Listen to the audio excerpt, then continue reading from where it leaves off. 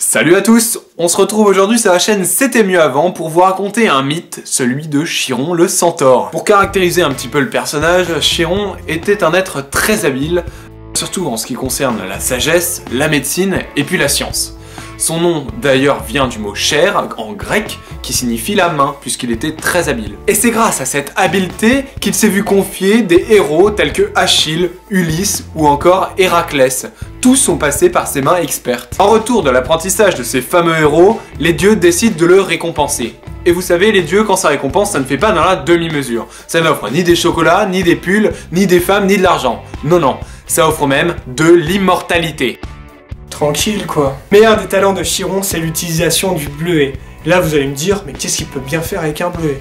Et moi je vais vous répondre que grâce à ce bleuet, il peut absolument tout guérir. Et même les bleus. Et comme vous pouvez vous en douter, la mythologie n'est pas fait que d'eau de rose. Il y a toujours un petit cheveu qui arrive dans la soupe et qui fout le bordel. Et dans le mythe de Chiron, ce cheveu, c'est bien Héraclès. Vous saviez, cet homme qui avait tué un sanglier en récoltant des olives. Donc, pour résumer, Héraclès, qui était un ancien élève de Chiron, participe à la guerre entre les centaures et les lapites. Jusque-là, tout va bien, mais dans la mythologie, on sait bien que les conséquences de la guerre sont pas très jolies. En effet, Héraclès, par une malheureuse mégarde, blesse son maître Chiron en lui tirant une flèche dessus. Vous allez me dire, ok, on s'en fout, il est invincible Chiron. Et c'est vrai. Mais cette flèche d'Hercule avait été trempée dans du sang de l'hydre de Lerne. Vous savez, c'est cette grosse bestiole qui double ses têtes lorsqu'on lui en tranche une. Ça doit pas être très cool à affronter, vous savez. Et le sang de l'hydre était empoisonné. Bon, même si on se doute que le monstre il contient pas du jus de fraise, hein. Et c'est là que arrive le problème. On vous l'a dit tout à l'heure, Chiron, il est immortel. Ça, c'est sympa. Sauf que bon, la douleur du poison, il va devoir vivre avec. Ça, c'est nettement moins cool. En effet, Chiron est triste, il pleure, il souffre, il gémit de douleur.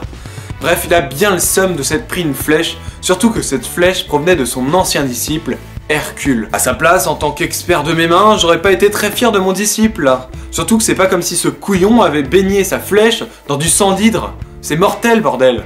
Bref, Chiron se lamente et se lamente encore. Et pour l'aider, Hercule pleure à côté de lui. Je suis désolé, hein, c'est une forme d'aide comme une autre.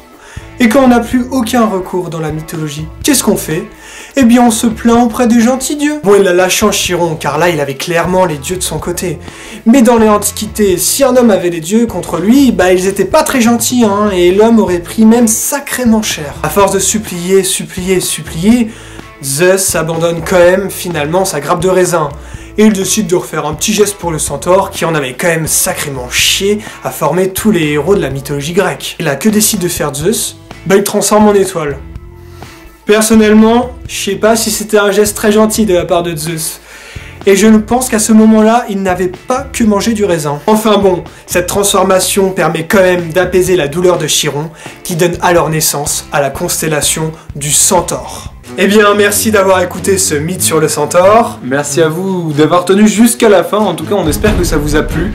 Et si vous n'avez pas encore vu nos dernières vidéos, on vous incite vraiment à les regarder. Bien sûr, et surtout n'hésitez pas à liker, à partager avec vos amis, vos proches, votre famille, c'est super important. Ouais, d'en parler et tout à votre entourage, ça nous permet de progresser nous, et puis ça nous motive à en faire d'autres. Donc continuez votre soutien en tout cas.